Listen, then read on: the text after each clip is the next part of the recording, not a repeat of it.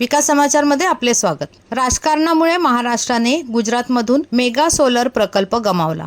काँग्रेस नेते विजय वडेट्टीवार नागपूर येथे उभयारण्यात येणारा सौर ऊर्जा पॅनल प्रकल्प शेजारील गुजरातमध्ये हलवण्यात आल्याचा दावा विधानसभेतील विरोधी पक्षनेते वडेट्टीवार यांनी 19 सप्टेंबर रोजी केला। वडेट्टीवार म्हणाले की या मेगा प्रकल्पामुळे राज्यात 18,000 कोटी रुपयांची गुंतवणूक आली असती। राजकीय आणि नोकरशाहीच्या उदासीनतेमुळे हा प्रकल्प राज्याबाहेर गेला आहे असा आरोप त्यांनी केला। वडेट्टीवार यांनी नमूद केले की वेदांत, फॉक्सकॉन आणि टाटा एअरबस प्रकल्पानंतरचा हा तिसरा मोठा औद्योगिक उपक्रम आहे जो महाराष्ट्रातून भाजप शासित गुजरातमध्ये हलविला जाईल, जिथे भगवा पक्ष सत्ताधारी आघाडीचा घटक आहे। राज्याचे उद्योग मंत्री उदय सामंत यांनी वडेट्टीवार यांचा दावा फेटाळून लावला। रिन्यूएबल एनर्जी कंपनी रिन्यूचे विधान टॅग करताना ते म्हणाले की कंपनीने स्पष्ट केले आहे की ते कुठेही जात नाही।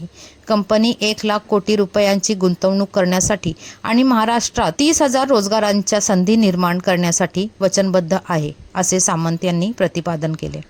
धन्यवाद। वसईहून मी शैना शेख, विकास समाचार चॅनलला लाईक, शेअर, सबस्क्राईब जरूर करा।